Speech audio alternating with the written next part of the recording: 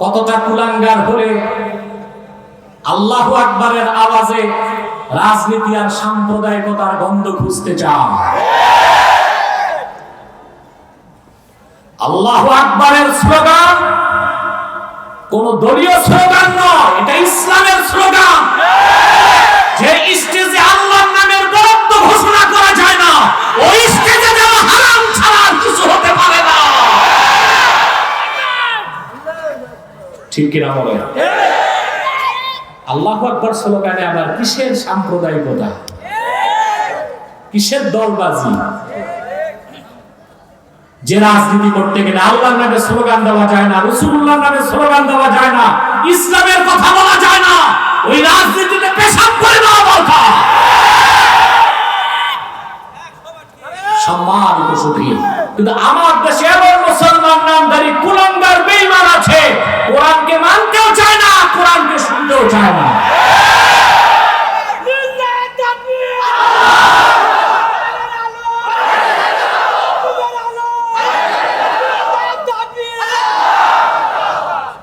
এরা আমাদের ভাগ্য সুপ্রসন্ন যে সর্বশ্রেষ্ঠ মাস রবিউল আউয়াল মাসের একটি বরকতপূর্ণ রাতে আমরা আল্লাহ ও তার রাসূলের জিকির এবং দ্বীন ইসলামের ফিকির করতে পারছি। আলহামদুলিল্লাহ, এতে আমরা খুশি না বেজা? তাই আজকে আল্লাহর হাবিব সাল্লাল্লাহু আলাইহি সাল্লামের আজমাত, রাফআত, বুলন্দি, শান, মান, মর্যাদার কথা আল্লাহ নিজে কি বলেছেন তার হাবিবের শানে, সেই কথাগুলো শোনার জন্যই সূরা আহজাব থেকে আমরা দুটো আয়াত তেলাওয়াত করেছি। আল্লাহ পাক যেন আমাদেরকে আলোচনায় বরকত দান করেন।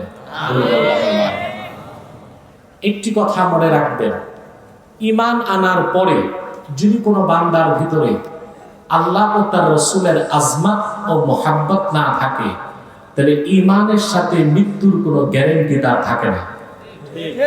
আবার বলছি, ঈমান আনার পরে কোনো বান্দার ভিতরে যদি আল্লাহ ও তার হাবিবের আজমত ও মুহাব্বত না থাকে, তাহলে ঈমানের সাথে তার মৃত্যুর কোনো গ্যারান্টি থাকে না। হয় এক সময় সে বেঈমান হবে, নয় মুনাফিক হবে, নয় জিন্দিক হবে, নয় কমসে কম সংশয়বাদী হবে। কি হবে?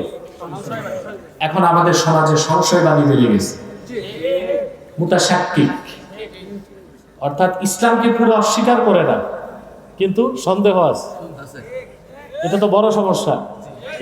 আপনারা যারা আমার ডিবেট গুলো দেখেছেন আমার সাথে ডিবেটে অনেক কাফের এসেছে, নাস্তিক এসেছে, আবার অনেক সংশয়বাদীও এসেছে, দেখেছেন না?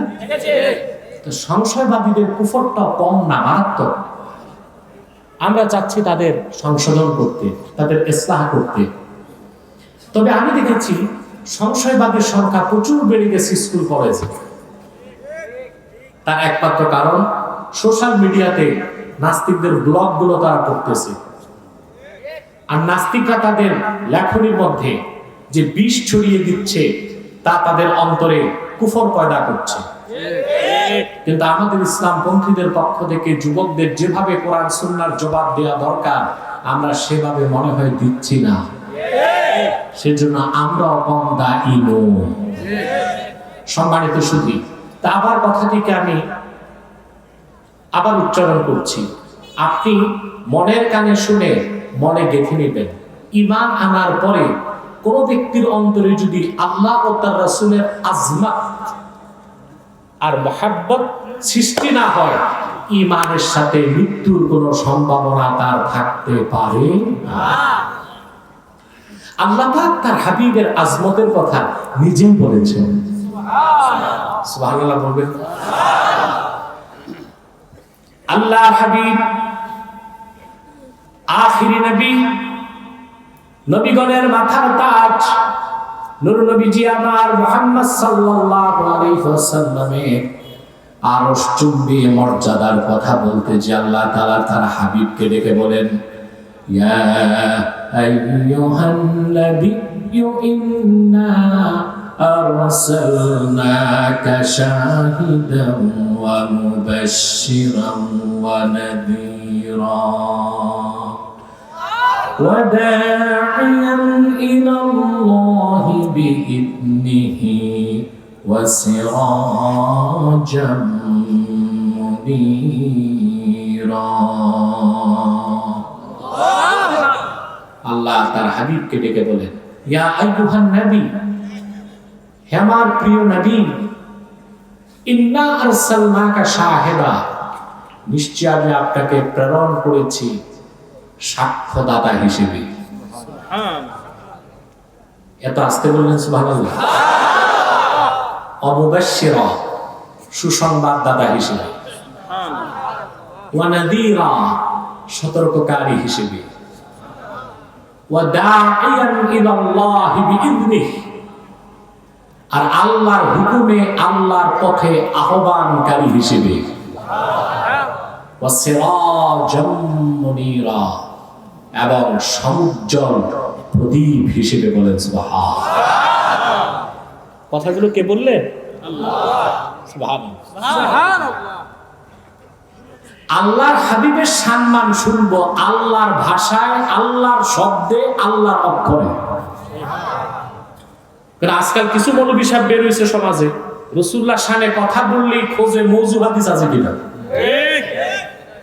তো কোরআন শরীফে আবার মওযু খোঁজার সুযোগ আছে নাকি? কথা বলে না, আছে সুযোগ? কথাগুলো কে বলেছেন? আল্লাহ। সুবহানাল্লাহ। এই দুটো আয়াতের ফজিলতের ব্যাপারে একটি কথা বলতে হচ্ছে। রাসূল করিম সাল্লাল্লাহু আলাইহি ওয়াসাল্লামের যে 6টি ফজিলত আল্লাহ তুলে ধরছে, কয়টা আয়াতে? কোন সূরা? আহজাব, আয়াত নাম্বার 45-46। আপনি অবাক হবেন, রাসূলুল্লাহ এই 6টি বৈশিষ্ট্যের কথা পূর্বে তাওরাতেও এসেছে, ইনজিলও এসেছে, জাবুরও এসেছে। সুবহানাল্লাহ। পূর্বের নবীগণ প্রচার করে গেছেন আল্লাহ হাবিবের পরিচয়ের কথা। এই দুই আয়াতের ফজিলত সম্পর্কে হাদিস শরীফে দেখা যায় ১,৫০০ বছর আগে ইসলামের সূচনা লগ্নে, ইসলামের প্রচারটা মক্কার বাইরে তখনও যায়নি, কিন্তু হজের সময় আরবের বাহির থেকে প্রচুর লোক আসতো হজ করতে। ওটা ছিল ইসলামের হজ না, জাহিলি যুগের হজ। বুঝতেছেন? আবু জাহেল খুব চিন্তায় পড়ে গেল যে আরবের বাইরের লোকগুলো যদি এসে মুহাম্মদ সাল্লাল্লাহু আলাইহি ওয়াসাল্লামের কাছে কোরআন শুনে কালেমা পড়ে, তো ইসলাম আরবের বাইরে আন্তর্জাতিক পরিমণ্ডলে ছড়ায় যাবে। আবু জাহেল একটা ডিউটি নিছে, মক্কায় ঘুরে ঘুরে বিদেশি দেখলেই বলে, ভাই সাবধান, হজ করতে আসছো ভালো করছো, কিন্তু আব্দুল্লাহর ছেলে মুহাম্মদ সাল্লাল্লাহু আলাইহি ওয়াসাল্লামের কাছেও যাবা না। বলে কেন? রোম দেশের এক হাকিম, তৎকালীন হাকিম, আবার বুঝবেন না আপনাদের দেশি কবিরাজের মতো কিছু। হাকিম মানে টপ মোস্ট স্কলার, বুঝলেন নাই? সাধারণ গবেষক না।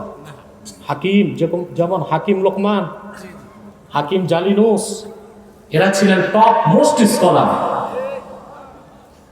এইরকম এক হাকিম আবু জাহেলকে বলল, আবু জাহেল, তোমার কথাটা আমার ভালো লাগলো না শুনতে। শুনেছি মুহাম্মদ সাল্লাল্লাহু আলাইহি ওয়াসাল্লামের মতো ভালো মানুষ নাই, আর ওনার কাছে যেতে তুমি মানা করো। বলে, আমিও তো বলি ওনার মতো ভালো মানুষ নাই, কিন্তু ওনার কাছে গেলে উনি যে কি শোনাবেন, তাতে তো বাপ দাদার ধর্ম নিয়ে আর দেশে ফিরতে পারবা না, ওনার ধর্ম নিয়ে ফিরতে হবে। হাকিমের আগ্রহ গেল আলো পেয়ে। আল্লাহর হাবিবের সামনে এসে সেই রোম দেশীয় হাকিম আল্লাহর হাবিবকে বললেন, মুহাম্মদ সাল্লাল্লাহু আলাইহি সাল্লাম, আপনি মানুষকে কিসের দাওয়াত দেন, কিসের কথা শোনান? আল্লাহর হাবিব ছোট্ট একটি খুতবা পড়লেন, ছোট্ট একটা ভাষণ দিলেন, আর খুতবার মধ্যে এই দুটো আয়াত তেলাওয়াত করলেন, ইয়া আইয়ুহান নাবিয়্যু ইন্না আরসালনাকা শাহিদান ওয়া মুবাশশিরান ওয়া নাযীরা ওয়া দা'iয়ান ইলাল্লাহি বিইذনিহি وسراجا منيرا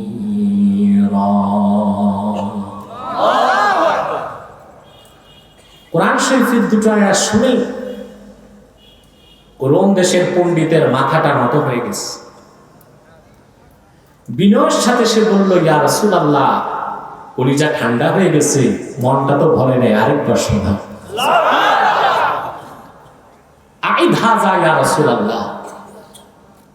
রাসূল করিম সাল্লাল্লাহু আলাইহি ওয়াসাল্লাম শোনালেন দুইবার। সে বলল মনটা ভরে নাই। আল্লাহ রাসূল তিনবার শোনালেন। সুবহানাল্লাহ। আল্লাহর হাবিবের কাছে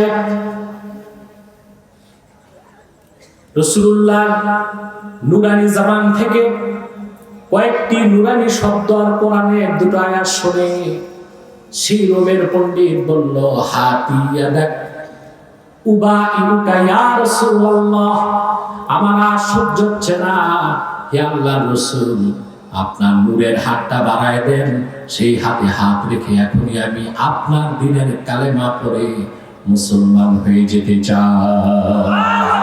আল্লাহু আকবার। রাসূল করিম সাল্লাল্লাহু আলাইহি সাল্লাম কালেমা পড়ালেন, লোকটা মুসলমান হয়ে গেছে। আবু জাহেল পাশে দাঁড়ায় আছে। আবু জাহেল বলে, বলি নেই তোমারে,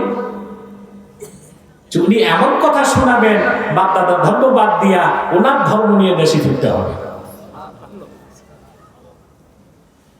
আবু জাহেল বলল, ভাই তুমি তো মুসলমান হয়েছে, আমার কষ্ট নাই, তো মুসলমান হইলা কেন তা আমার একটু শোনাও। তুমি দুইটা আয়াতে কি পাই কথা বুঝতেছে? ও লোকটা তো ছিল হাকিম, সে তাওরাত পড়ছে, জাবুর পড়ছে, ইনজিল পড়ছে, আল্লাহ রাসূলের যত সিফাত আল্লাহ ওই আসমানি কিতাবগুলোতে বলেছে সব তার জানা ছিল। তার উপরে শব্দ, তার চেয়ে বড় কথা শব্দগুলো কার? আল্লাহর নামটা এত ছোট করে নিলেন, শব্দগুলো কার? সুবহানাল্লাহ। আমার ভাইরা, আবু জাহেল বলল, কেন মুসলমান হয়েছে আমার একটু রহস্যটা বলো। রোম দেশের পণ্ডিত বলল, শোনো আবু জাহেল, ওয়াল্লাহি লাকাদ সামি'তু কাওলাল কাহানা ওয়া কাদ সামি'তু কাওলাশ শুআরা, জীবনে পৃথিবীর বড় বড় কবিদের কবিতা শুনেছি, গণকদের গণনার কথা শুনেছি, সাধকদের কথা শুনেছি, পণ্ডিতদের কথা শুনেছি, অনেক কিতাব পড়েছি, জ্ঞান অর্জন করেছি, কিন্তু মুহাম্মদ সাল্লাল্লাহু আলাইহি সাল্লাম যখন খুতবা দিচ্ছিলেন, কোরআন শরীফ তেলাওয়াত করছিলেন, কোরআনের শব্দগুলো আমার কর্ণকুহরে যে এমন একটা আলোড়ন সৃষ্টি করলো, আমার মনে হলো কেউ যেন সমুদ্রের অতল তলদেশ থেকে মণিমুক্তা কুড়িয়ে আমার দুই কানে ঢেলে দিচ্ছে।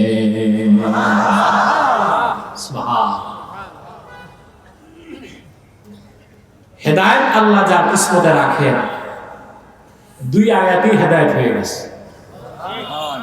ঠিক কি না? আর আবু জাহেল আসাকুস সিয়ার কিতাবে আব্দুর রব দানাপুরি রাহমাতুল্লাহ লিখেছেন, আবু জাহেল চুপে চুপে সারা রাত বাইতুল্লাহ শরীফে দাঁড়ায় থাকতো রাসূলুল্লাহ নূরের জবান থেকে কোরআন শুনতে। কোরআন শুনতে সে মজা পেত, কোরআন শুনতে মজা পেত, কিন্তু মুসলমান হয় নাই, ওটা কিসমত খারাপ। কোরআন শুনতে মজা পেত কিনা কথা বলে না। আবু জাহেলকে আপনারা ঘৃণা করেন না? আমাদের দেশে দেখবেন ছেলে হলে নাম রাখে, আজে বাজে নাম রাখে, hockey stick, ballistic, bullet, chocolate, কিন্তু ভুলেও কোনো মুসলমান ছেলের নাম আবু জাহেল রাখছে শুনছেন? কতটা ঘৃণা তার প্রতি। কিন্তু কষ্ট নেবেন না মনে, সে আবু জাহেলও কোরআন শুনতে মজা পেত, কিন্তু আমার দেশে এমন মুসলমান নামধারী কুলাঙ্গার বেঈমান আছে, কোরআনকে মানতেও চায় না, কোরআনকে শুনতেও চায় না।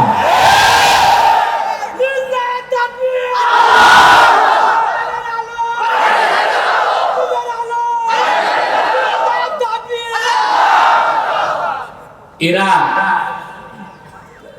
কতটা কুলাঙ্গার হলে আল্লাহু আকবারের আওয়াজে রাজনীতি আর সাম্প্রদায়িকতার গন্ধ খুঁজতে চান? আল্লাহু আকবারের স্লোগান কোন দলীয় স্লোগান নয়, এটা ইসলামের স্লোগান। যে স্টেজে আল্লাহর নামের বরাদ্দ ঘোষণা করা যায় না, ওই স্টেজে যাওয়া হারাম ছাড়া আর কিছু হতে পারে না। ঠিক কিনা বলেন? আল্লাহু আকবার স্লোগানে আবার কিসের সাম্প্রদায়িকতা, কিসের দলবাজি? যে রাজনীতি করতে গেলে আল্লাহর নামে স্লোগান দেওয়া যায় না, রাসূলুল্লাহর নামে স্লোগান দেওয়া যায় না, ইসলামের কথা বলা যায় না, ওই রাজনীতিতে পেশাব করে দেওয়া দরকার। সম্মানিত সুধী, আপনারা এত স্লোগান দিলে তো আমি ওয়াজ করতে পারবো না, ফাঁকে যোগে দিয়ে।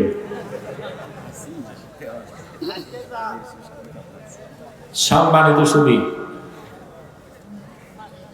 বলছিলাম আবু জেহেল কোরআন শুনতে পছন্দ করতো কিনা? কিসমত খারাপ, কোরআন শরীফকে বিশ্বাস করতে পারে না। খুব সংক্ষেপে ফজিলত শুনলাম 2 আয়াতের। এবার আমি ব্যাখ্যায় চলে যাচ্ছি। আল্লাহ তার হাবিবের সামনে কি বললেন, যত শুনবো ঈমান তত বাড়বে। সুবহানাল্লাহ, আল্লাহু আকবার। রাসূলুল্লাহর সামনে কথা বলার সাধ্য কি আমাদের আছে? কথা বলে নাই তো। আল্লাহর হাবিবের আজমত, ওনার রাফআত, ওনার বরত্ব, ওনার সম্মান কত বেশি আল্লাহ কোরআনে বলেছেন, ওয়া রাফা'না লাকা যিকরাক। কে বলেছেন? আল্লাহ।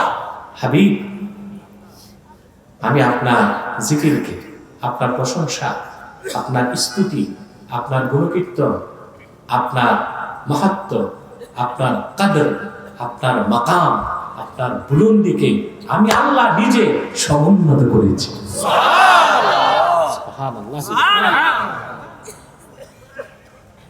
এই আয়াতের তাফসীর করার কোনো ক্ষমতা আমাদের নাই। অবাক হবেন, এই আয়াতের তাফসীর আবার আল্লাহ নিজে করে দিয়েছেন।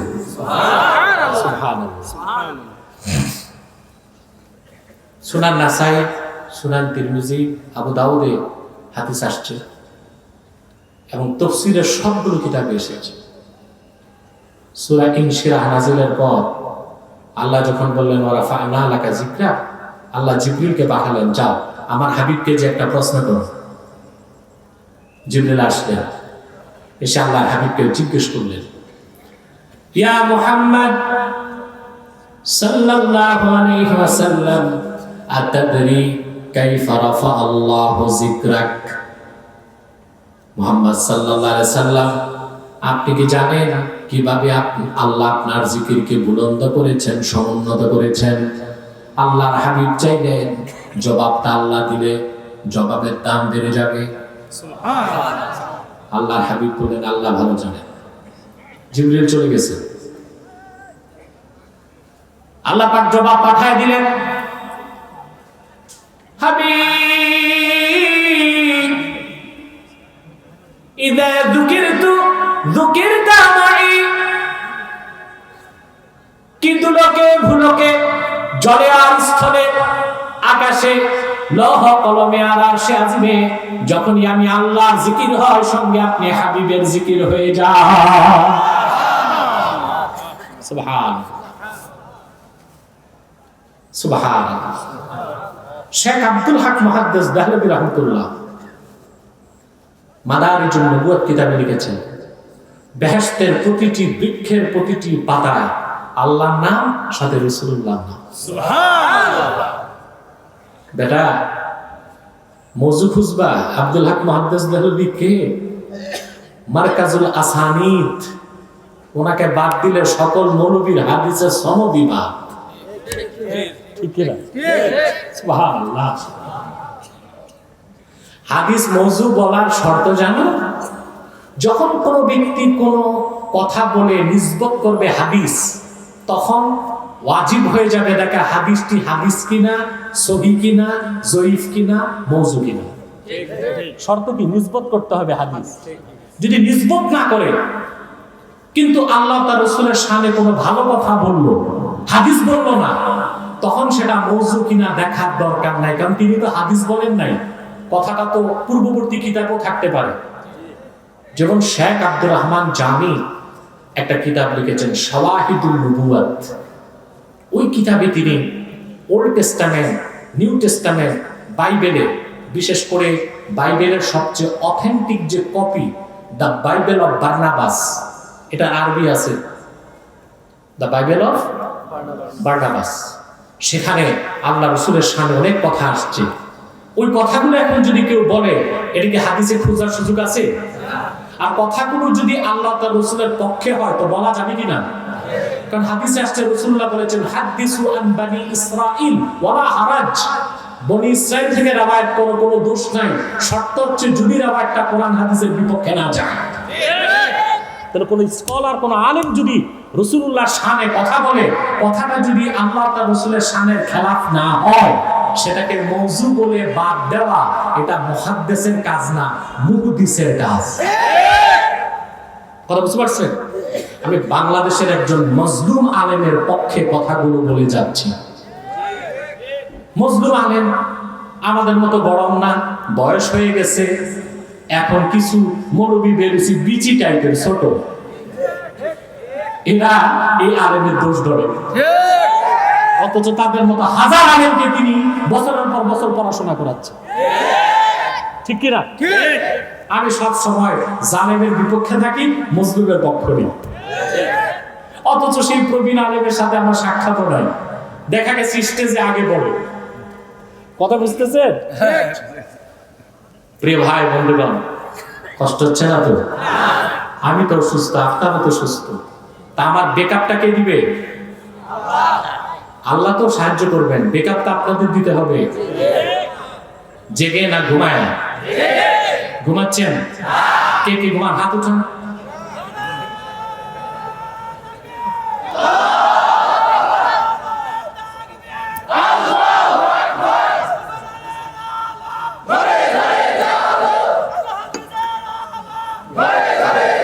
প্রিয় সুধী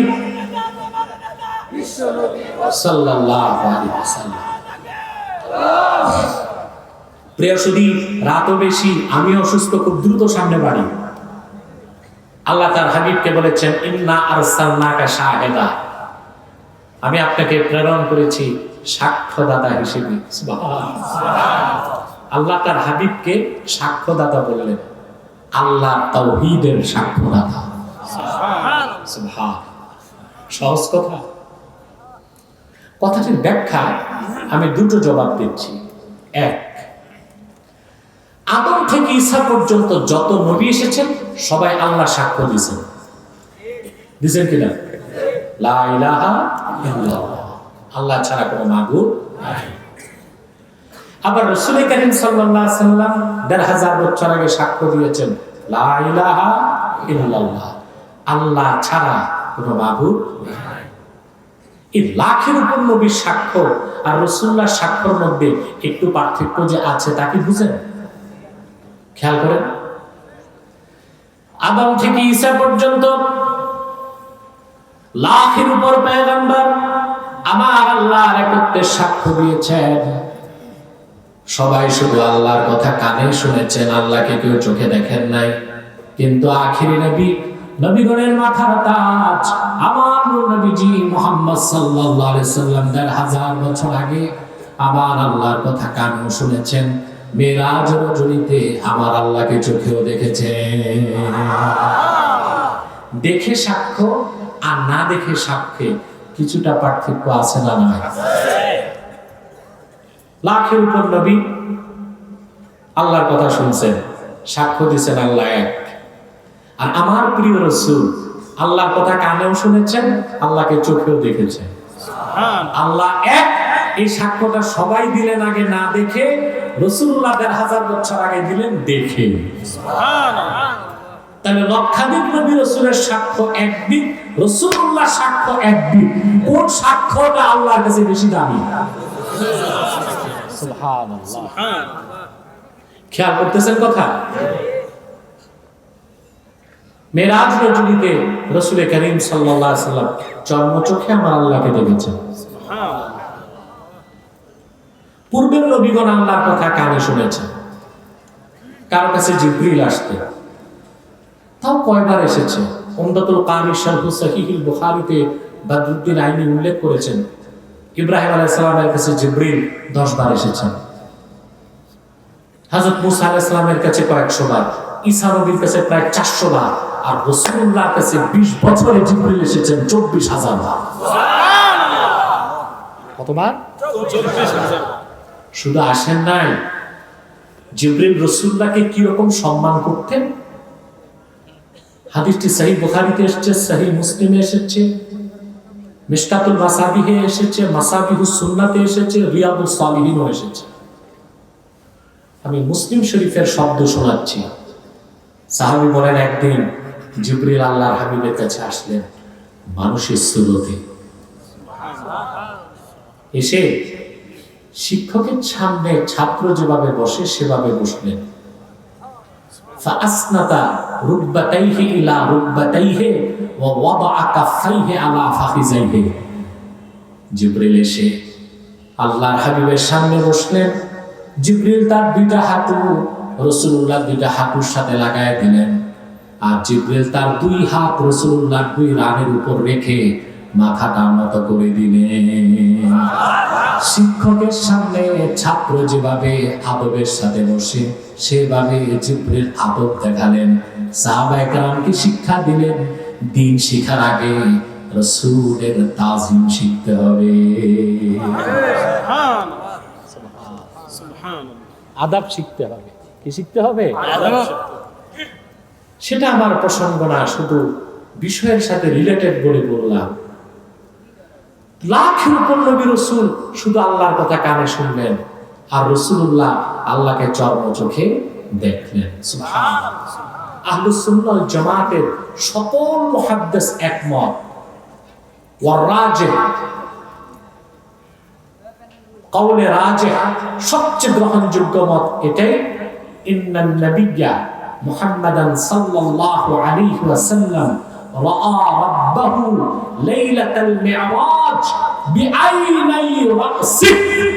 রাসূল করিম সাল্লাল্লাহু আলাইহি ওয়াসাল্লাম ১৫০০ বছর আগে মেরাজের রাতে ধুলক বুলক ছাড়িয়ে ৭ আকাশ পাড়িয়ে সিদরাতুল মুনতাহার উপরে ৭০,০০০ নূরের পর্দার উপরে আল্লাহর আরশে আজিমে যে চর্মচোখে আমার আল্লাহকে দেখেছে। সুবহানাল্লাহ।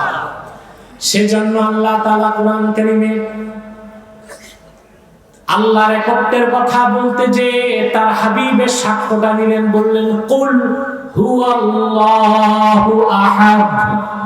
মুহাম্মদ সাল্লাল্লাহু আলাইহি সাল্লাম আপনি বলুন তিনি আল্লাহ এক।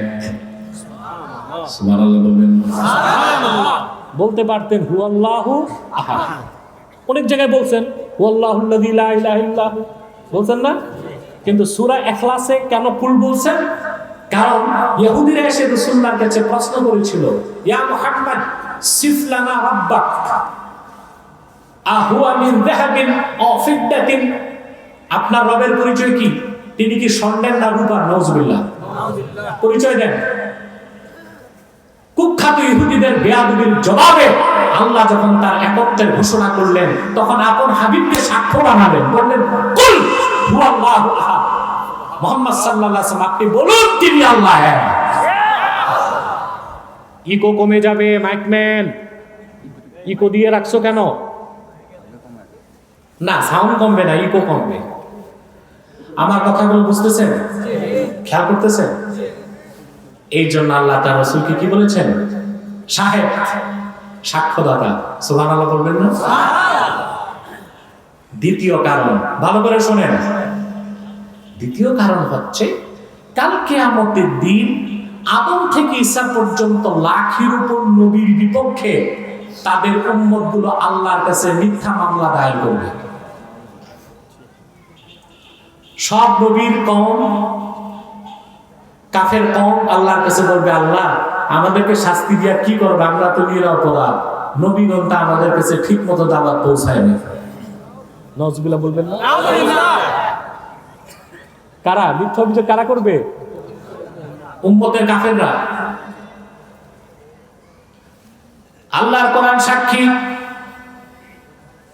আল্লাহ পাক বলেন ওয়াকাযালিকা জাআলনাকুম উম্মাতান ওয়াসাতান লিতাকুনু শুহাদাআ আলান নাস ওয়া ইয়াকুনার রাসূলু আলাইকুম শাহীদা।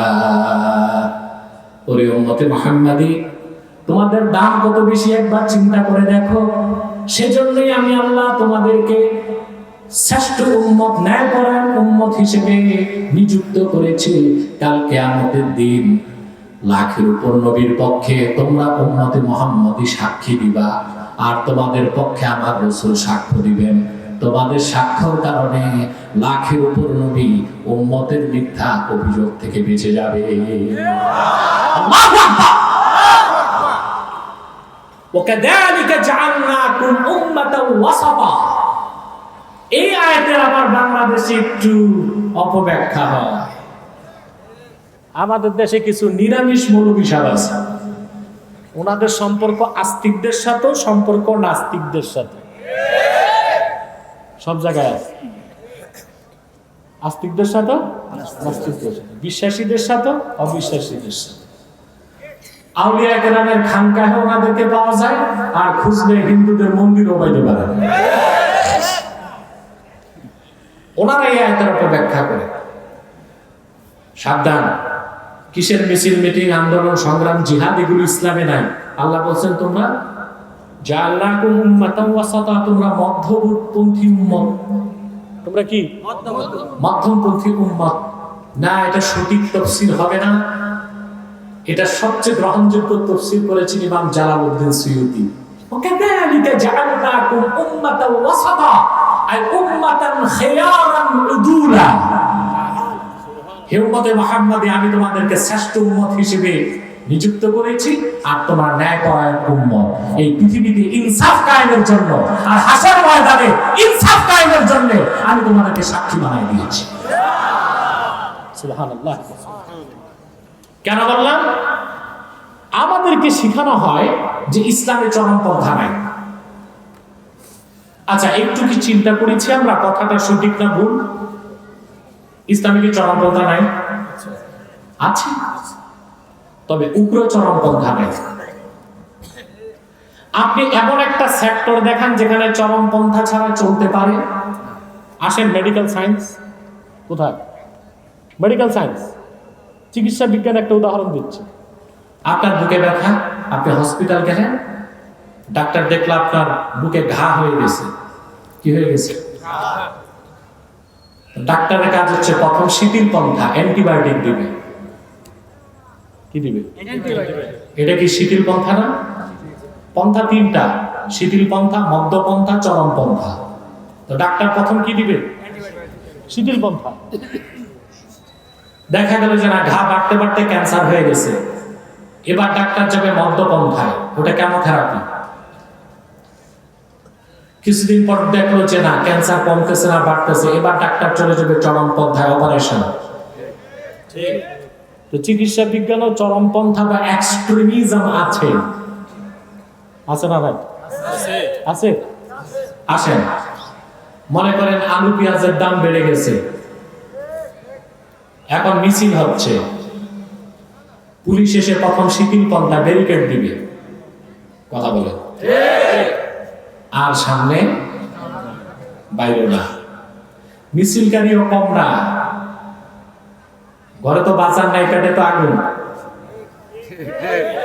উঠানামা করেন কেন? বসেন না চুপচাপ। কষ্ট হচ্ছে? বুঝাইতে পারছি আমি? একটু মনোযোগ দেন, পুরো বিষয়টা বুঝতে পারবেন ইনশাআল্লাহ। এখন দেখো জনগণ ব্যারিকেড ভেঙে ফেলছে, পুলিশ কিন্তু চট করে চলে যাবে মধ্যপন্থায়, লাঠি চার্জ। পন্থা চেঞ্জ হয়েছে কিনা?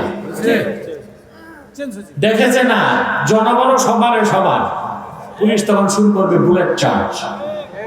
এটা কি? জোরে বলেন। চরমপন্থা আছে না? না। ভালো স্কুল, ছাত্র পড়া পারে না, শিক্ষক প্রথমে তাকে একটু কান টানবে, শিথিল পন্থা। দেখে যে না, ফার্স্ট টার্মে কয়েকটা বিষয় ফেল করছে, মধ্যপন্থা কয়েকটা ব্যাট লাগাইছে, দেখা গেল বার্ষিক পরীক্ষার সব সাবজেক্টে ফেল, চরমপন্থা, নাম কেটে বের করে দিবে। সব জায়গায় চরমপন্থা মানো, শুধু ইসলামের বেলায় চরমপন্থা মানতে চাও না। ইসলামও চরমপন্থা আছে, সেটা জিহাদ এবং কেতাল। তবে তা হতে হবে কোরআন সুন্নাহর নীতিতে, আইএস এর নীতিতে না। আইএস যেটা করছে ওটা উগ্র চরমপন্থা, ওটা ইসলাম সমর্থন করে না। কিন্তু কিছু বিশ্বাস বাংলাদেশে এখন জিহাদ বিরোধী অপপ্রচার করতেছে, আছে না নাই? বলে জিহাদ করতে আসমানে যাইতে হবে। বাংলাদেশে আমি দেখেছি অধিকাংশ পীরের কোনো পড়াশোনা নাই, জাহেলের মুরাক্কাব গায়রে মুফিদ।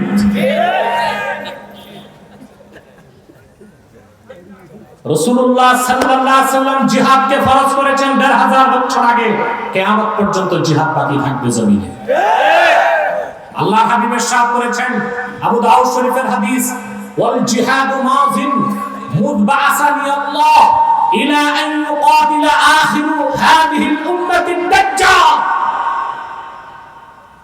আমি মুহাম্মদ সাল্লাল্লাহু আলাইহি ওয়াসাল্লামকে প্রেরণ করে জিহাদকে ফরজ করা হয়েছে। আমার উম্মতের শেষ ব্যক্তি মানে সেই ঈসা মসিহ, সে দাজ্জালকে হত্যা করার আগ পর্যন্ত জিহাদ ফরজ থাকবে। তো ঈসা কি নামছে? তো জিহাদ আছে না নাই? যারা বলেন আছে না নাই? জিহাদের বিরুদ্ধে অপপ্রচার যেই করুক, মনে রাখবেন, দেখতে যত বড় সুফি দরবেশ দেখা যাক, যদি কোনো ব্যক্তির বিশ্বাসে দুইটা কনসেপ্ট না পান, খেলাফতের বিশ্বাস, জিহাদের বিশ্বাস, আপনি মনে করবেন ওটা শয়তান ছাড়া কিছু না। আবার বলছি, দেখতে যত বড় সুফি দরবেশ আর পীর দেখেন, যদি তার বিশ্বাসে দুইটা কনসেপ্ট না থাকে, খেলাফা, জিহাদ, আপনি মনে করবেন এটা শয়তানের বলগা। মনে থাকবে? সম্মানিত সুধী, তাহলে কাল হাসর ময়দানে আমরা সাক্ষ্য দিব পূর্বের নবীগণের পক্ষে। সুবহানাল্লাহ, চিন্তা করছেন? আর আমাদের পক্ষে সাক্ষ্য কি দিবেন? আমাদের নেতা। সুবহানাল্লাহ, সুবহানাল্লাহ, নবীগণের মাথার তাজ মুহাম্মদ সাল্লাল্লাহু আলাইহি ওয়াসাল্লাম। সুবহানাল্লাহ। এই ব্যাপারে একটি হাদিস আপনাদেরকে শোনাচ্ছি। হাদিসটি এসেছে সহিহ বুখারীতে এবং হাদিসটি এসেছে সহিহ মুসলিমে। যতটুকু মনে পড়ে আমার, সহিহ মুসলিম কিতাবুল জানায়েজ, সৌদি আরবের ছাপ, হাদিস নাম্বার 939 হবে। কত? 939। হযরত ওমর রাদিয়াল্লাহু তাআলা বলেন, রাসূল করিম সাল্লাল্লাহু আলাইহি ওয়াসাল্লামের কাছ দিয়ে একটা জানাজা গেল। কথা বুঝতেছেন? ফাউসনি আলাইহা খায়রা। তো যে লোকটা লাশ গেছে তার ব্যাপারে সাহাবায়ে কেরাম প্রশংসা করলেন, লোকটা ভালো ছিল। কি ছিল? ভালো ছিল। আল্লাহর হাবিব সঙ্গে সঙ্গে বললেন 3 বার, ওয়াজাবাত ওয়াজাবাত ওয়াজাবাত। কিছুক্ষণ পর আরেকটা লাশ গেল। ফাউসনি আলাইহা শাররা। সাহাবায়ে কেরাম তো করে ভয় পাইতেন না, বলছেন যে লোকটা ভালো ছিল না, লোকটা ভালো ছিল। রাসূল করিম সাল্লাল্লাহু আলাইহি ওয়াসাল্লাম 3 বার বললেন, ওয়াজাবাত ওয়াজাবাত ওয়াজাবাত। হযরত ওমর বললেন, ফিদাকা বি ওয়া উম্মি ইয়া রাসূলুল্লাহ। হে আল্লাহর রাসূল, আপনার কদমে আমার পিতামাতা কুরবান হয়ে যাক। প্রথম ব্যক্তির প্রশংসা করা হলো, তার জন্য দোয়া করলেন ওয়াজিব হয়ে যাক। দ্বিতীয় ব্যক্তির মন্দ করা হলো, মন্দচারী করা হলো, তার ব্যাপারে বললেন ওয়াজিব হয়ে যাক। কার উপর কি ওয়াজিব হবে? আল্লাহর হাবিব বললেন, মান আসনাইতুম আলাইহি খায়রা ওয়াজাবাত লাহুল জান্নাহ ওয়া মান আসনাইতুম আলাইহি শাররা ওয়াজাবাত লাহুন নার। তোমরা যে ব্যক্তির ভালো বলেছো সে ব্যক্তির জন্য আল্লাহর জান্নাত ওয়াজিব হয়ে গেছে, আর যার বিরুদ্ধে কথা বলেছো তার জন্য জাহান্নাম ওয়াজিব হয়ে গেছে। আনতুম শুহাদাউল্লাহি ফিল আরদ, আনতুম শুহাদাউল্লাহি ফিল আরদ, আনতুম শুহাদাউল্লাহি ফিল আরদ। ও আমার সাহাবী, তোমরা আর আমার বাকি উম্মত এই পৃথিবীতে আল্লাহর পক্ষে সাক্ষ্যদাতা। আমাদের দাম কত বেশি চিন্তা করতে পারি আমরা? আমাদের সবচেয়ে পোড়া কপাল, আমরা মুসলমান নিজের দামটা বুঝি নাই। সেই জন্যই কোরবানির সময় একটা ভেড়া বকরি বিক্রি হয় 10,000 12,000 টাকায়, আর নির্বাচনের রাতে একটা ভোটার বিক্রি হয় 600 টাকায় 1200 টাকায়। ভেড়া বকরির চেয়ে আমাদের দামটা কমে যায়, কারণ আমরা নিজেরা নিজেদের মূল্য বুঝি। আমরা পৃথিবীর শ্রেষ্ঠ জাতি, সুবহানাল্লাহ সুবহানাল্লাহ, আমাদের শান বেশি। পয়গম্বরগণকে যখন আল্লাহ তাআলা দাঁড় করাবেন, উম্মতের মিথ্যাবাদীরা বলবে আল্লাহ দাওয়াত পৌঁছায় না। আল্লাহ জিজ্ঞেস করবেন হযরত ইব্রাহিমকে, হাল বাল্লাগতা, রিসালাতের দায়িত্ব পুরোপুরি পৌঁছাইছো? তিনি বলবেন জি। মিথ্যাবাদী কম বলবে পৌঁছায় নাই। মুসাকে আল্লাহ জিজ্ঞেস করবেন, হাল বাল্লাগতা, রিসালাতের পৌঁছাইছো, আমার বার্তা পৌঁছাইছো? তিনি বলবেন জি। মিথ্যাবাদী বনি ইসরাইল বলবে না, পৌঁছায় নাই। ঈসাকে আল্লাহ বলবেন, হাল বাল্লাগতা, তুমি কি রিসালাতের দায়িত্ব ঠিক মতো পৌঁছাইছো? হযরত ঈসা বলবেন জি। বনি ইসরাইল বলবে পৌঁছায় নাই। নবীগণকে মিথ্যাবাদী সাব্যস্ত করতে চাইবে। আল্লাহ তাআলা পয়গম্বরদেরকে বলবেন, আমার পয়গম্বরগণ, তোমরা যে আমার পক্ষ থেকে রিসালাতের দায়িত্ব উম্মতের কাছে পৌঁছিয়েছো, উম্মত স্বীকার করে না, তোমাদের পক্ষে কোনো সাক্ষী আছে নাকি? নবীগণ বলবেন, আল্লাহ আজকে আখির নবী মুহাম্মদ সাল্লাল্লাহু আলাইহি ওয়াসাল্লামের উম্মত উম্মতে মুহাম্মাদীর সাক্ষ্য তুমি নিয়ে নাও। সুবহানাল্লাহ, উম্মতে মুহাম্মাদী সাক্ষ্য দিবে যে আল্লাহ তারা যথাযথ তোমার রিসালাতের দায়িত্ব উম্মতের কাছে পৌঁছিয়েছে। আল্লাহ পাক উম্মতে মুহাম্মাদীকে বলবেন, তোমাদের পক্ষে সাক্ষ্য কে দিবেন? উম্মতে মুহাম্মাদী বলবে, আল্লাহ তোমার পাশে আরশে আজিমে মাকামে মাহমুদে দাঁড়িয়ে আছেন আমাদের প্রিয় নেতা মুহাম্মদ সাল্লাল্লাহু আলাইহি ওয়াসাল্লাম। আল্লাহ হাবিব বলবেন, আল্লাহ আমার উম্মত এই কথাগুলো জানলো কেমন করে? আমার উপর অবতীর্ণ কোরআনের মাধ্যমেই তো তারা জেনেছে। উম্মতে মুহাম্মাদী সাক্ষ্যর কারণে লক্ষাধিক নবী রাসূল তাদের মিথ্যাবাদী কওমের অভিযোগ থেকে পরিত্রাণ পাবে। সকল নবীদের পক্ষে উম্মতে মুহাম্মাদী সাক্ষ্য দিবেন, উম্মতে মুহাম্মাদীর পক্ষে সাক্ষ্য দিবেন আমাদের রাসূল মুহাম্মদ সাল্লাল্লাহু আলাইহি ওয়াসাল্লাম নিজে। এই জন্য আল্লাহ তার রাসূলকে বলেছেন, ইন্না আরসালনাকা শাহিদা, আমি আপনাকে সাক্ষ্যদাতা হিসেবে প্রেরণ করেছি। অনেক রাত হয়ে গেছে না, এখন বাকি কথাগুলো তরজমা করে দিচ্ছি। 2 নাম্বার, ওয়া মুবাশশিরা, এবং আপনাকে প্রেরণ করেছি সুসংবাদদাতা হিসেবে। সুবহানাল্লাহ বলবেন না? ওয়াজে শুধু মানুষকে কবরের ভয় দেখাইবেন না, জান্নাতের আশাও দেখাইতে হবে। বুঝলেন না এই কথা? আমাদের দেশে কিছু বক্তা, কিছু বিশ্বাস আছে, ওয়াজে এসে হু হু হু করে কাঁদে, শুধু কবরের আযাবের কথা বলে, কিন্তু বেহেশতের কথা, জান্নাতের কথা, আশার কথা শোনায় না, শুধু নিরাশ করে। না, আপনি যদি কোরআন শরীফে বেহেশতের সুসংবাদের সব কথা এক করেন আর জাহান্নামের শাস্তির কথা এক করেন, সুসংবাদ বেশি পাবে। সুবহানাল্লাহ বলবেন না? আর রাসূলুল্লাহর নির্দেশ, ইয়াসসিরু ওয়ালা তুআসসিরু, বাশশিরু ওয়ালা তুনাফিরু, মানুষকে শুধু শুধু কঠিন করো না, সহজ করো, মানুষকে শুধু নিরাশ করো না, সুসংবাদও দাও। তাহলে ওয়াজ মাহফিলে বেশি কি হবে, জাহান্নামের কথা না তার চেয়ে বেশি হবে জান্নাতের কথা? কথা বলেন। কিন্তু আপনারা বাঙালি কিছু বুঝেন না, কানতে পারলেই মনে করেন যে বাস বেহেশত ওয়াজিব হয়ে গেছে নাকি? সব কান্না কানলেই কি ওলি হওয়া যায়? কথা বলেন। জাদুল মাআদে ইবনুল কাইয়্যিম রাহমাতুল্লাহ লিখেছেন, কান্না 4 প্রকার। কয় প্রকার? 4 প্রকার। এর মধ্যে এক প্রকার হচ্ছে বুকাউন নিফাক, মুনাফিকির কান্না। কিসের কান্না? মুনাফিকের কান্না। দেখবেন দেশে কিছু বক্তা আছে এসে বাঘের গল্প, ভল্লুকের গল্প, খরগোশের গল্প বলতেছে আর কাঁদতেছে, শ্রোতারাও সব কাঁদতেছে। এটা কি জানেন? এটা হচ্ছে ইমোশনাল ব্ল্যাকমেল।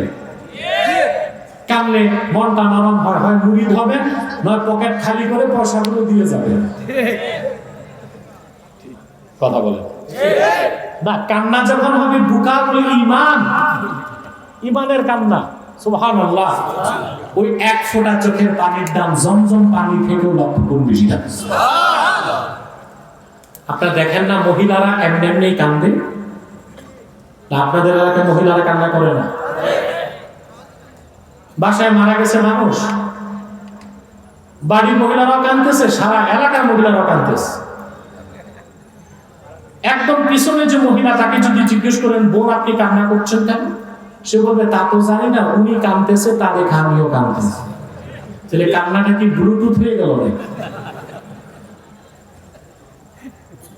না? মানুষকে শুধু নিরাশ করবেন না, মানুষকে আশা দিবেন। কি দিবেন? আল্লাহ রাসূল সাল্লাল্লাহু আলাইহি সাল্লাম মুবাশশির হিসেবে সুসংবাদ দিয়েছেন, ইন্না আরসালনাকা শাহিদাও ওয়া মুবাশশিরা মান সাদ্দাকাকা ওয়া নাযীরা মান কাযযাবাকা। হে রাসূল, আপনার রিসালাতকে যারা বিশ্বাস করবে তাদের জন্য আপনি সুসংবাদদাতা, আর আপনার দ্বীন ইসলামকে যারা ছেড়ে দিবে তাদের জন্য আপনি সতর্ককারী। আমরা কি রাসূলুল্লাহর উপর ঈমান আনি নাই? তা আমরা নিরাশ হব না বুকে আশা রাখবো? আল্লাহ রাসূল কি সুসংবাদ দিয়েছে তাকে শোনেন নাই? সুবহানাল্লাহ, সুবহানাল্লাহ, সুবহানাল্লাহ। সূরা দোহাতে আল্লাহ রাব্বুল আলামিন তার হাবিবকে ডেকে বললেন, ওয়ালা সাওফা ইউতিকা রাব্বুকা ফাতারদা। হাবিব, দুনিয়াতে আপনাকে যে শ্রেষ্ঠত্ব মর্যাদা দিয়েছে তা তো ভাষায় প্রকাশ করার মতো কোনো কণ্ঠ নাই, চিন্তা করার মতো কোনো মস্তিষ্ক নাই, কিন্তু আখিরাতে আপনার রব আপনাকে এত বেশি নিয়ামত দিবেন যে আপনি রাসূল রাজি হয়ে যাবেন। এই কথা কার? আল্লাহ। চিন্তা করছেন, লাখের উপর নবীর চেষ্টা থাকবে হাসরে আল্লাহকে রাজি করা, আর আমার আল্লাহর ইচ্ছা হবে রাসূলকে রাজি করা। সুবহানাল্লাহ। ওয়ালা সাওফা ইউতিকা রাব্বুকা ফাতারদা। মুহাম্মদ সাল্লাল্লাহু আলাইহি সাল্লাম, আপনার রব আপনাকে এত নিয়ামত আখিরাতে দিবেন যে আপনি রাজি হয়ে যাবেন। তাফসীরু জামিউল কুরআন, যার প্রসিদ্ধ নাম তাফসীর কুরতুবী, সেখানে শেষ খণ্ডে এই আয়াতের তাফসীরে পাবেন ইবনে আব্বাস রাদিয়াল্লাহু তাআলা আনহুমা তাফসীর করেছেন এই আয়াতের ব্যাখ্যা, যে আল্লাহ তাআলা তার হাবিবকে জান্নাতুল ফেরদাউসে 1000 প্রাসাদ দিবেন। সুবহানাল্লাহ। ও মিয়া ঘুমায় ঘুমায় সুবহানাল্লাহ বলো, কে কে ঘুমান হাত উঠাও। বাস বাস বাস বাস বাস, আমি চেক করলাম কে কনসান্স কে নন কনসান্স। দেখছি কিছু মানুষ হাত তুলছে, তে ঘুমাইলে কি হাত তুলতে পারে না? আল্লাহ তার রাসূলকে জান্নাতুল ফেরদাউসে কতগুলো প্রাসাদ দিবেন? 1000 প্রাসাদ দিয়ে আল্লাহ তার হাবিবকে ডেকে বলবেন, হাল রাদিকা, হাবিব আপনি কি রাজি হয়েছেন নাকি? উম্মতের কান্ডারি রাহমাতুল লিল আলামিন কি জবাব দিবেন? মুসলমান কান পেতে শুনে রাখো, আমার আল্লাহর হাবিব বলবেন, আল্লাহ রাজি হতে পারলাম না, আমার রক্ত ঝরা দ্বীন ইসলামের কালেমা স্বীকার করেছে, বিশ্বাস করেছে, আমার এরকম অসংখ্য উম্মত এখনো তোমার জাহান্নামে জ্বলছে, যতক্ষণ তারা জান্নাত না যাবে আমি রাসূল কেমন করে রাজি হব? সূরা দোহা নাযিলের পর রাসূলুল্লাহ বলেছেন, লা আরদা ওয়া ওয়াহিদুন মিন উম্মতি ফিন নার, আমার একজন উম্মত যতক্ষণ জাহান্নামে থাকবে আমি রাজি হব না। সুবহানাল্লাহ। আমি আল্লাহর কাছে চাইতেই থাকব। সুবহানাল্লাহ। আমি আল্লাহর কাছে চাইতেই থাকব। সুবহানাল্লাহ। আল্লাহ বলবেন, হাবিব রাজি হয়েছেন?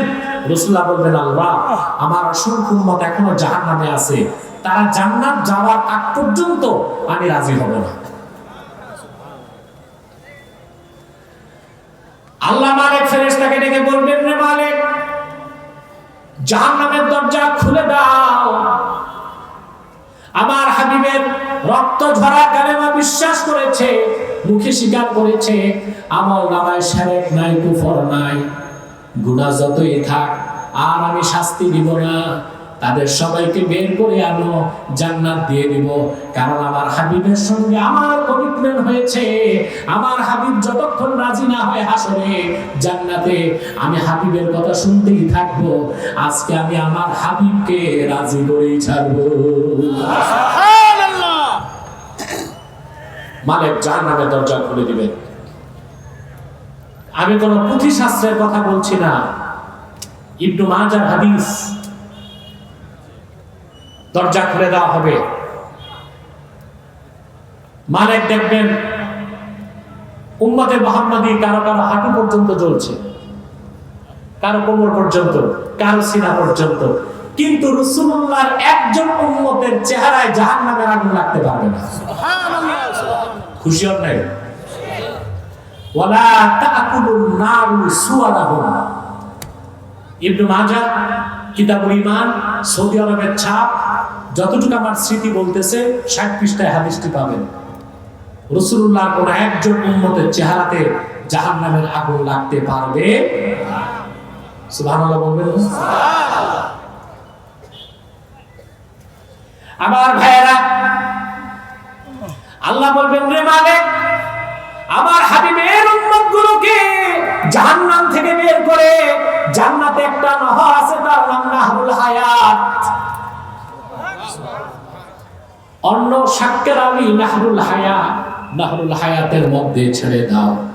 উম্মতে মুহাম্মাদি জলাপোড়া দেহ নিয়া সেই নহরের মধ্যে যখন যাবে, তাদের সবার জলাপোড়া শেষ হয়ে যাবে, নতুন গোশত চামড়া হয়ে যাবে। আস্তে আস্তে উম্মতে মুহাম্মাদি সব যখন জান্নাতে চলে যাবে, আল্লাহর হাবিব বলবেন, ইয়া রাব রাদিতু, হে মালিক আমি রাজি হয়ে গেলাম, আমার একজন উম্মত তোমার জাহান্নামে নাই। কিন্তু মুসলমান পোড়া কপাল আপনাদের, আল্লাহ তার রাসূলকে আপন করতে পারেন নাই, আপন করছেন দলকে, নেতাকে, নেত্রীকে, সংস্কৃতিকে, আদর্শকে, মতাদর্শকে, সম্পদকে, স্ত্রীকে, সন্তানকে। ঠিক কিনা বলেন? এগুলো কাজে আসবে?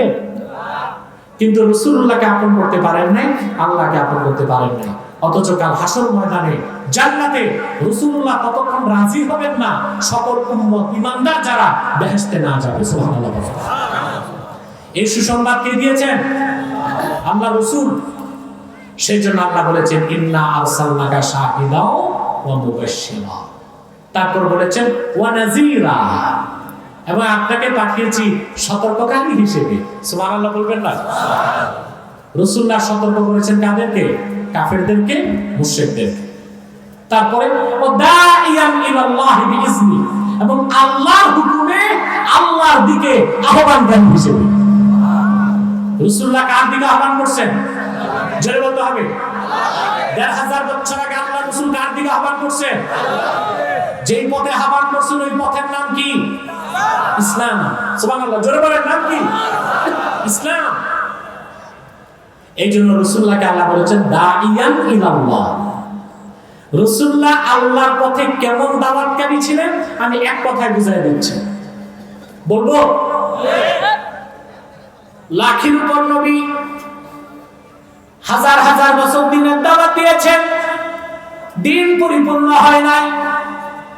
কিন্তু আখিরি নবী, নবীগণের মাথার তাজ নূর নবীজি আমার মুহাম্মদ সাল্লাল্লাহু আলাইহি ওয়াসাল্লাম ১৫০০ বছর আগে মাত্র ২৩ বছর দাওয়াত দিয়েছেন। আল্লাহ ঘোষণা করে দিয়েছেন, বিদায় হজ্জে আল-ইয়াউমা আকমালতু লাকুম দীনাকুম ওয়া আতমামতু আলাইকুম নি'মাতি ওয়া রাদিতু লাকুমুল ইসলাম দীনা। হে পৃথিবীর মানুষ, আজকে আমি তোমাদের জন্য দ্বীনকে পরিপূর্ণ করে দিলাম, তোমাদের উপর আমার নিয়ামতকে পরিসমাপ্ত করলাম, আর সকল দ্বীন ও ধর্মকে ক্যান্সেল করে শুধু আমার হাবিবের দ্বীন ইসলামকে আমি আল্লাহ স্বীকৃতি দিলাম। লাখের উপর নবীর দাওয়াত একদিক, রাসূলুল্লাহর দাওয়াত একদিক। আদম থেকে ঈসা লাখের উপর নবীর হাজার হাজার বছরের দাওয়াতে দিন পরিপূর্ণ হয় নাই। রাসূলুল্লাহ 23 বছরের দাওয়াতে 1500 বছর আগে দিন ইসলাম পরিপূর্ণ হয়ে গেছে। সেজন্য রাসূলুল্লাহকে আল্লাহ বলেছেন দাইয়ান ইলাল্লাহ বিইজনি, তারপর বলেছেন ওয়াসিরাজাম মুনিরা, সমুজ্জ্বল প্রদীপ হিসেবে আপনাকে প্রেরণ করেছি। বলেন সুবহানাল্লাহ। সাদাকাল্লাহুল আযীম ওয়া সাদাকা রাসূলুন নবিয়ুল কারীম ওয়া নাহনু আলা যালিকা মিনাশ শাহিদিন ওয়াশ শাকিরিন ওয়ালহামদুলিল্লাহি রাব্বিল আলামিন। আল্লাহ আমাদেরকে কবুল করুন, মঞ্জুর করুন, বলুন আল্লাহুম্মা আমিন। কি আছে মাওলানা? থাক না, আজকে অসুস্থ আমি, থাকুক। এগুলো সোশ্যাল মিডিয়াতে দিয়ে দিব। আচ্ছা, তো ডানে আসে নাকি? ডান দিকে আসেন। সম্মানিত বসুন। আপনারা কোথায় যাচ্ছেন মুনাজাত না করে? এটা তো চরম পর্যায়ের বেয়াদবি। আপনার কি আউলিয়া কেরাম যে আপনাদের দোয়া মুনাজাত লাগে না? বসুন, এখানেই বসুন। রুমালগুলো আসবে না যাবে? আমি বলে দেবো। বসেন, একটু ধৈর্য ধরে। একটি লোক আর উঠার চেষ্টা করবেন না। মুনাজাত করে গুনাহ মাফ করে বাড়ি যাবেন। পারবেন না ইনশাআল্লাহ? আমি আর আপনাদেরকে কষ্ট দিচ্ছি না। শুধুমাত্র বিদায় লগ্নে একটু আহ্বান করছি, একটু পিছনে বসুন। শুধুমাত্র একটু আহ্বান করছি আপনাদেরকে। আপনার এখানে বিভিন্ন দলের মতের মুসলমান বসে আছেন, ঠিক কিনা? ঠিকটাও ঠিক মতো বললেন না। আপনাদের মধ্যে কোনো বাড়াবাড়ি মারামারি আছে? কেন নাই? আমাদের বিশ্বাস, আমাদের দল মত যেটাই থাক, আমাদের একটাই পরিচয়, আমরা মুসলমান। এটাই আমার মিশন, এটাই আমার ভীষণ। বাংলাদেশে মাসলাক যার যার, দিন ইসলাম সভা। মনে থাকবে? মাসলাক যার যার, দিন ইসলাম সভা। 3টি ইস্যুতে সকল দলের মুসলমান এক হয়ে যাবেন। কি আওয়ামী লীগ, কি বিএনপি, কি জাতীয় পার্টি, কি জামাত, কি আলিয়া, কি কওমি, সকল পীর, সকল মাসলাক 3টি ইস্যুতে এক থাকতে হবে বাংলাদেশে। যদি না থাকেন তো প্রিয় মাতৃভূমি বাংলাদেশকে হারাতে পারেন আপনারা। কয়টা ইস্যু? ইসলামের সুমহান স্বার্থ রক্ষায়, মুসলমানদের সমস্ত মৌলিক দাবি আদায়ে, আর বাংলাদেশের স্বাধীনতার সার্বভৌমত্ব রক্ষায় আমাদের ঐক্যবদ্ধ হতে হবে। এই ক্ষেত্রে কে কোন দল, এগুলো দেখার কোনো সুযোগ নাই। মনে থাকবে? সম্মানিত সুধী, এই 3টি ইস্যুর বিরুদ্ধে বাংলাদেশে কাজ করছে কিছু অমুসলিম সম্প্রদায়। তার মধ্যে সবচেয়ে জঘন্য হচ্ছে কুখ্যাত কাদিয়ানী সম্প্রদায়। নিঃসন্দেহে তারা কাফের এবং অমুসলিম। তাদেরকে যারা কাফের বলবে না, তারাও কাফের। কারণ তারা আল্লাহর আখিরি নবী মুহাম্মদ সাল্লাল্লাহু আলাইহি সাল্লামকে আল্লাহর শেষ নবী হিসেবে বিশ্বাস করে না। চিল্লায়া বলেন নাউজুবিল্লাহ। এজন্য তারা কি? তাদেরকে যারা কাফের বলবে না, তারা কি? কাফের। কিন্তু তারা মানুষকে ধোঁকা দিতে মুসলমানদের মতো দাড়ি রাখে, টুপি লাগায়, মুসলমানদের মতো নাম রাখে। তাই বলে কি তারা মুসলমান হবে? দাড়ি রাখলেই কেউ যদি মুসলমান হতে পারতো, তো রবীন্দ্রনাথ ঠাকুরের চেয়ে বড় মুসলমান কে হইত? সে কি মুসলিম ছিল না মুসলিম? টুপি লাগালে মুসলমান হওয়া যায়? ভারতের মনমোহন বাবু, এ তো টুপি না, পাগড়ি লাগায়। সে কি মুসলিম না মুসলিম? নাম রাখলে মুসলমান হওয়া যায়? এক শয়তান বোতলে পেশাব করে উপরে লেবেল দিছে শরবত। ওটা কি শরবত হবে? ভিতরে কি? তদ্রুপ কাদিয়ানীরা কাফের এবং অমুসলিম। আব্দুল আউয়াল, আব্দুল সামাদ, মুবাশশির আলী, কবির চৌধুরী, এসব নাম রাখার দ্বারা তারা মুসলমান হতে পারে না। ভাইয়েরা আমার, বন্ধুরা আমার, আমার আল্লাহ নূর নবীজি আমার মুহাম্মদ সাল্লাল্লাহু আলাইহি সাল্লামের ইসলাম ও কোরআনের হাজার হাজার হাজার বছর পরে বর্তমান ভারতের কুখ্যাত পাঞ্জাবের, কুখ্যাত গুরুদাসপুরের, কুখ্যাত কাদিয়ানে ইংরেজ আমলের শয়তান নিজকে নবী দাবি করছে। চিল্লায়া বলেন নাউজুবিল্লাহ। শয়তানটার নাম রেখেছিল তার বাপ মির্জা গোলাম আহমদ কাদিয়ানী। সাবধান, তাকে গোলাম আহমদ বলা যাবে না, কারণ গোলাম আহমদ অর্থ আহমদ এর গোলাম। কোন কাফের কোনদিনও গোলাম আহমদ এর গোলাম হতে পারে না। আর কাদিয়ানের কাজ্জাব ছিল শেষ দরজার কুখ্যাত কাফের, সে গোলাম আহমদ এর গোলাম ছিল না, সে ছিল কুখ্যাত শয়তানের কুখ্যাত গোলাম। সে প্রচার করেছে ইংরেজদের পা চাটা গোলাম। মির্জা গোলাম শয়তান কাদিয়ানী প্রচার করেছিল 1857 সালে কোরআন বাজেয়াপ্ত হয়ে গেছে। সে বলতো শুকরের গোশত এবং মদ হালাল। সে বলতো ইংরেজদের তাবেদারি যারা করবে না তারা জালাত সন্তান। কাদিয়ানের গাজ্জাব মিথ্যা নবুয়তের দাবিদার মির্জা গোলাম শয়তান কাদিয়ানির উপর গজব এসেছে 1908 সালে। যখন গজব এসেছে কাদিয়ানের গাজ্জাব মিথ্যা নবুয়তের দাবিদার মির্জা গোলাম শয়তান কাদিয়ানি 1908 সালে ধ্বংস হয়ে কুখ্যাত জাহান্নামের কুখ্যাত কুকুরে পরিণত হয়েছে। তার অনুসারীরা ধ্বংস হয়েছে। বর্তমানে কিছু কাদিয়ানি বাংলাদেশে আছে। ইতিমধ্যে বাংলাদেশে তারা 100 সেন্টার করে ফেলেছে। তাদের একমাত্র কাজ মানুষকে ধোঁকা দিয়ে কাফের বানানো। নাম পরিবর্তন করে করে তারা মিথ্যা পরিচয় দেয়।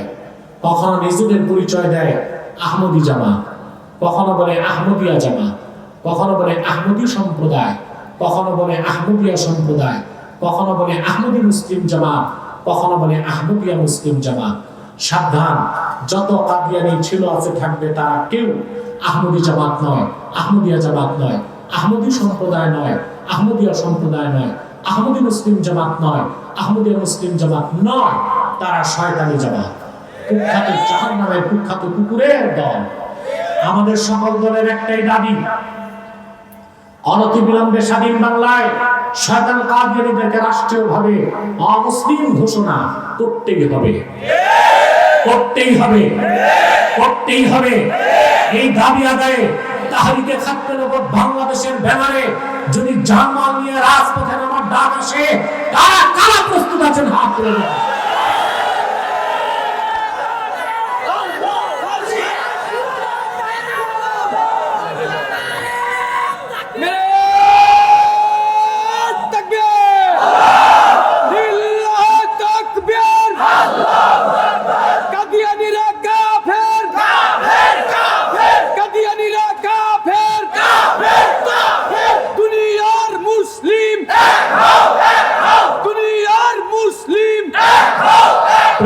আমার নেতা তোমার নেতা বিশ্বনবী মুস্তাফা, আমার নেতা তোমার নেতা বিশ্বনবী মুস্তাফা।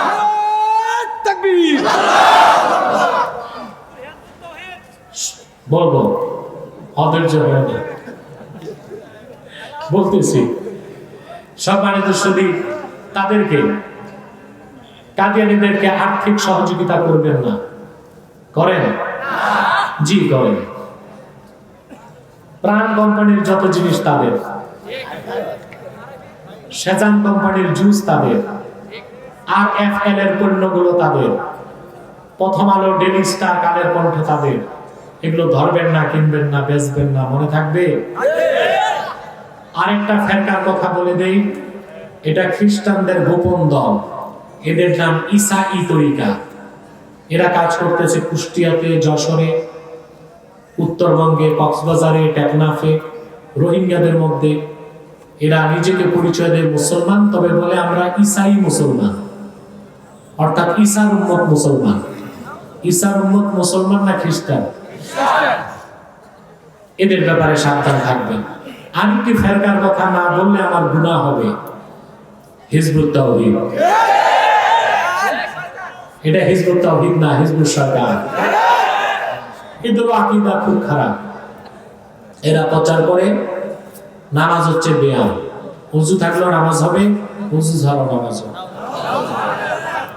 তারা প্রচার করে যে আমেরিকা দাজ্জাল, কোন ব্যক্তি দাজ্জাল না। উদ্দেশ্য তাদের ঈসা যে আকাশ থেকে নামবে সেটাকে অস্বীকার করা। ঈসা যে আকাশ থেকে নামবে এটা অস্বীকার করলে ঈমান থাকবে? তিন, তারা বলে যে যত আলেম আছে দুনিয়ায় সব ব্যবসায়ী। এদের কাজই হচ্ছে আলেমদের থেকে জনগণকে সরায় না। পরিষ্কার ফতোয়া শামিতে এসেছে, ইহানাতুল উলামা কুফর। ব্যক্তিগত কোন আলেমকে আপনি যদি গালি দেন কাফের হবেন না, ফাসিক হবেন। ব্যক্তিগত একজন আলেমের সমালোচনা করলে, 10 জন আলেমের সমালোচনা করলে আপনি গুনাহগার হবেন, কাফের হবেন না। কিন্তু কেউ যদি সমস্ত আলেমকে ভণ্ড বাতিল মনে করে, সে কাফের হয়ে যাবে। হিজবুত তাওহীদ এই কাজ করতেছে। তাদের কাজই হচ্ছে আলেমদের থেকে জনগণকে সরানো। বিশ্ববিদ্যালয়ের যে ছাত্রগুলো ডেসপারেট, এদেরকে তারা দ্রুত কবজা করতেছে একটা কথা দিয়ে। তারা মাসালা দেয় হিজবুত তাওহীদ যে ছেলে মেয়ে যদি রাজি থাকে, বিয়ের আগেও সম্পর্ক হইতে পারে। ওই যে বলে মিয়া বিবি রাজি ক্যা করেগা কাজী, তারা শিখায় ছেলে মেয়ে যদি রাজি থাকে বিয়ের আগেও ফিজিক্যাল রিলেশন হতে পারে। জেনার মতো জঘন্য কাজকে তারা হালাল বলার কারণে বিশ্ববিদ্যালয়ের ডেসপারেট ছাত্ররা তাদের দলে যোগ দিচ্ছে। এই হিজবুত তাওহীদ, এটা হিজবুত শয়তান।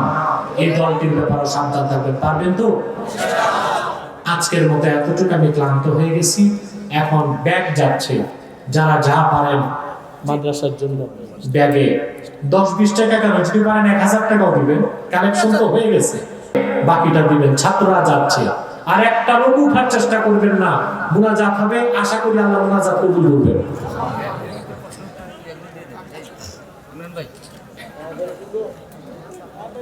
প্রত্যেকে ব্যাগ নিয়ে যাচ্ছে, আর আপনারা 11 বার ইস্তেগফার করেন, সূরা ফাতিহা পড়েন, 11 বার সূরা ইখলাস পড়েন।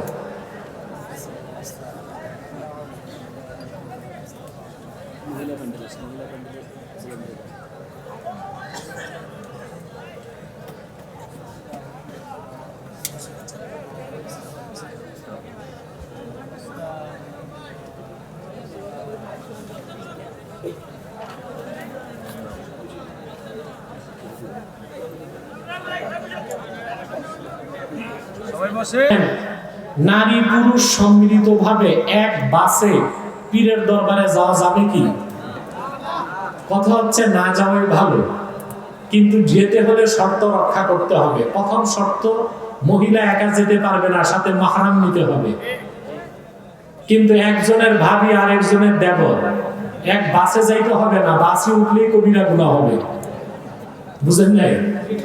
মাহরাম ছাড়া মহিলা মাসিরাতু সালাসাতি আইয়ামিন ওয়া লায়ালিহা, 3 দিন 3 রাতের পথ, অর্থাৎ 48 মাইলের বেশি দূরে মহিলা একা যেতে পারবে না, সাথে স্বামী ছেলে ভাই রাখতে হবে। আর এত শর্ত রক্ষা করে কি পীরের বাড়ি যাওয়া যাবে এক বাসে? তো যেহেতু হারামের সম্ভাবনা বেশি, এজন্য না যাওয়াই উচিত।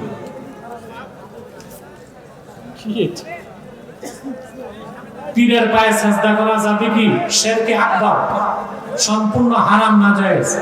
যদি কেউ পীরের পায়ে সাজদা দেয়, সে কাফের হয়ে যাবে। হ্যাঁ, যুবক অবস্থায় পাকা চুলে কালো কালি লাগানো যাবে কিনা? জি। যদি যুবক পুরা যৌবন চুল দাড়ি পেকে গেছে, কারণ সে যদি খেজাব না লাগায়, তার বউ তার কাছে থাকবে? কথা বলে না। সেই জন্য ফাতোয়া হচ্ছে সে কালো খেজাব ব্যবহার করতে পারবে, জায়েজ ফাতোয়া। কিন্তু তাকওয়া হচ্ছে লাগাবে না, তাকওয়া হচ্ছে সে মেহেন্দি লাগাবে। কিন্তু ফাতোয়ায় কি? জায়েজ। কালো খেজাব লাগানো যুবকের জন্য জায়েজ। কিন্তু বয়স যদি যুবক থেকে প্রৌঢ় হয়ে যায়, 45 পার হয়ে যায়, বুঝলেন, তখন কালো খেজাব লাগাইলে মাকরুহ তাহরিমা হবে। কারণ এটা গারা, এটা ধোঁকাবাজি। দেখা যাবে সে সিরাজগঞ্জ থেকে বরিশাল যেয়ে বুড়া মানুষ কালো খেজাব লাগায় অল্প বয়সের মেয়ে বিয়ে করে ফেলবে, এতে মেয়েটা ধোঁকায় পড়বে না? এজন্য বুড়াদের কালো খেজাব লাগানো হারাম। হ্যাঁ, পীর সাহেবদের মুরিদ হওয়া ফরজ ওয়াজিব সুন্নাত কোনটা?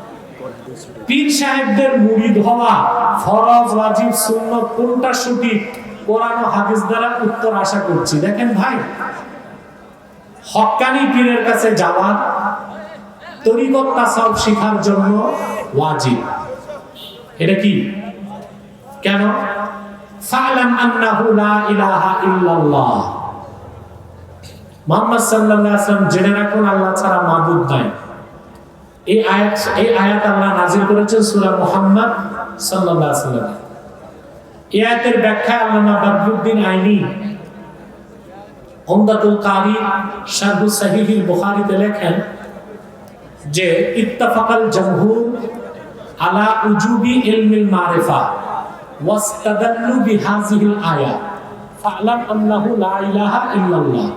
এই আয়াত থেকে জমহুর উলামা দলিল পেশ করেছেন ইলমে মারিফত শিক্ষা করা ওয়াজিব।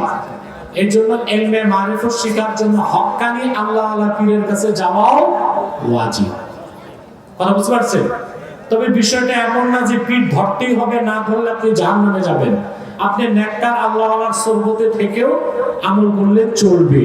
পীর একেবারে ধরতেই হবে গতানুগতিক বিষয়টা এমন না। রব্বানা আতিনা ফিদ দুনিয়া হাসানাতাও ওয়া ফিল আখিরাতি হাসানাতাও ওয়া কিনা আযাবান নার। রব্বানা যালামনা আনফুসানা ওয়া ইন লাম তাগফির লানা ওয়া তারহামনা লানাকুনান্না মিনাল খাসিরিন। আল্লাহ তাআলা চড়িয়া মধ্যপাড়া দারুল কোরআন কওমি হাফিজিয়া মাদ্রাসা উদ্যোগে আয়োজিত আজকের মাহফিলে গভীর রাতে তোমার হাজার হাজার নেককার বান্দা পর্দার আড়ালের মা বোন নিয়ে হাত তুলেছি। এতগুলো মানুষের মধ্যে যার দুটো হাত তোমার ভালো লাগে আল্লাহ, তার দুটো হাতের বিনিময়ে আমাদের জীবনের সব গুনাহ তুমি মাফ করে দাও।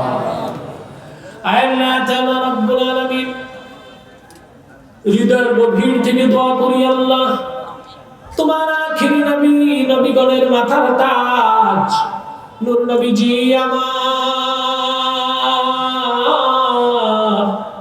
মুহাম্মদ সাল্লাল্লাহু আলাইহি ওয়াসাল্লাম আজ থেকে ১৫০০ বছর আগে দুনিয়া থেকে বিদায় নিয়েছেন। হায়াতুন নবী হিসেবে জান্নাতুল ফেরদৌস রওজা মুবারকে বিশ্রাম নিয়েছেন। আল্লাহ তাআলা জীবনে একবার তোমার আখিরি নবী নূর নবীজি আমার মুহাম্মদ সাল্লাল্লাহু আলাইহি ওয়াসাল্লামের জান্নাতুল ফেরদৌস রওজা মুবারকে উপস্থিত হয়ে গো আল্লাহ, তোমার হাবিবের নূরের কদমের সামনে দাঁড়িয়ে দরুদ ও সালামের হাদিয়া দেবার আগে আল্লাহ তুমি ডাক দিও না।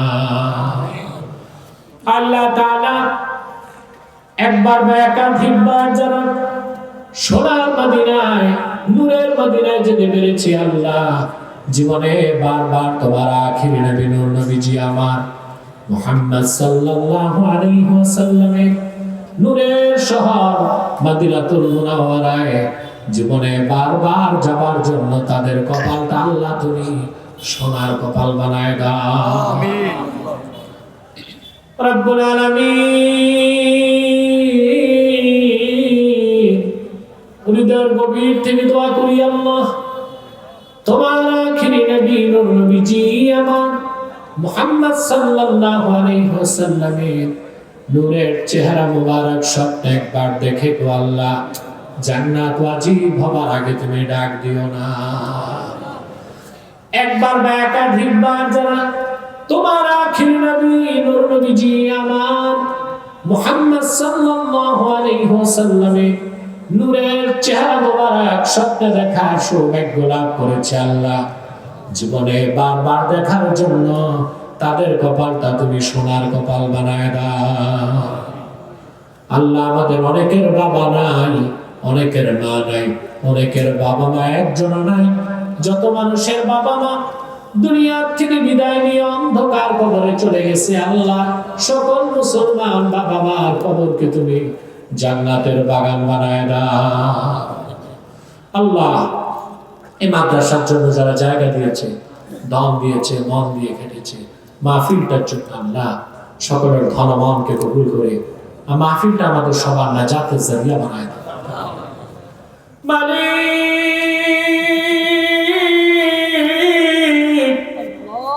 গুনার বোঝা কাঁধে করে হাত তুলেছি মালিক, কাল কিয়ামতের দিন কোন একটি আমল যদি কবুল না হয়, আজকের মাহফিলটাকে কবুল করে আমাদের নাজাতের জরিয়া হিসেবে কবুল করে নিও রব্বুল আলামিন। দূর দূর থেকে তোমার বান্দারা এসেছে, আসার জন্য কোনো ভাড়া নাই, যাবার বেলায় আপ্যায়ন নাই, নিজ খরচে এসে ঘন্টার পর ঘন্টা কোরআনের ভালোবাসায় বসে রইল যারা, আমি পাপী সহ তাদের প্রত্যেককে তুমি মুনাজাতের পর শিশুর মতো নিষ্পাপ বেগুনাহ ঘোষণা করে দাও।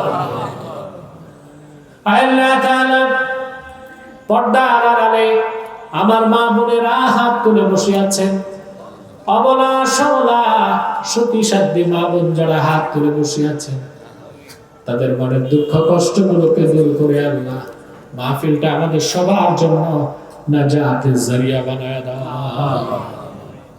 আল্লাহ প্রত্যেক মা বোনকে একটু সোনার সংসার তুমি হাদিয়া করে দাও। আল্লাহ আমাদের মুশকিলাতকে আসান করে দাও, নেক হাজাতের চাহাতকে কবুল করে দাও।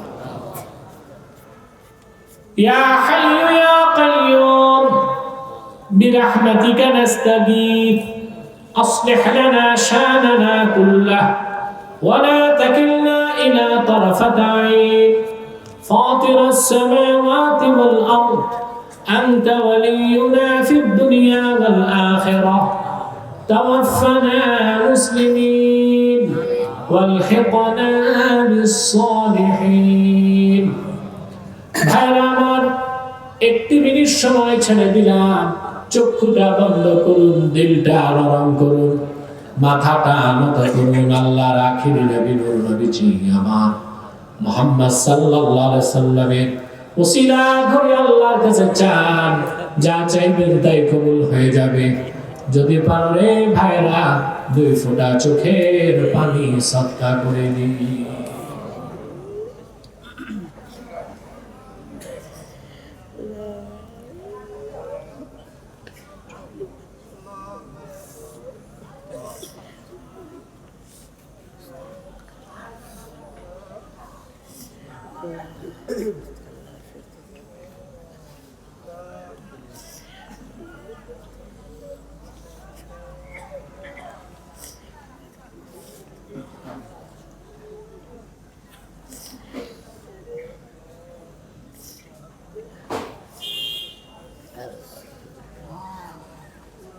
Ya Allah.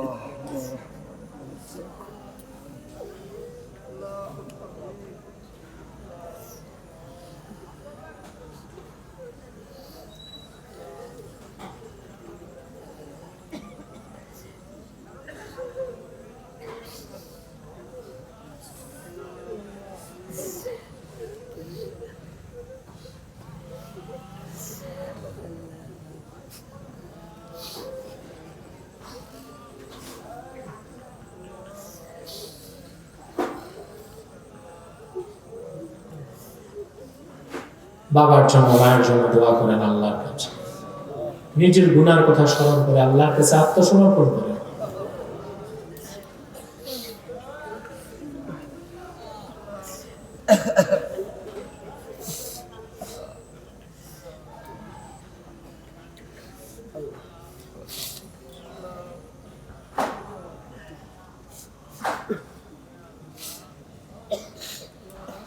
اللهم إنا نتوسل إليك بوسيلة حبيبك المحترم نبيك الخاتم سيدنا إمامنا محمد بن عبد الله نبي الله رسول الله صلى الله عليه وسلم الذي أكملت به قصر النبوة وحكمت أن لا نبي بعده وأعلنت في القرآن بالبرهان أن محمدا صلى الله عليه وسلم خاتم النبيين والمرسلين قبل 1500 سنة وصلى الله تعالى على خير خلقه نبينا محمد نور الله وعلى آله وأصحابه أجمعين برحمتك يا أرحم الراحمين.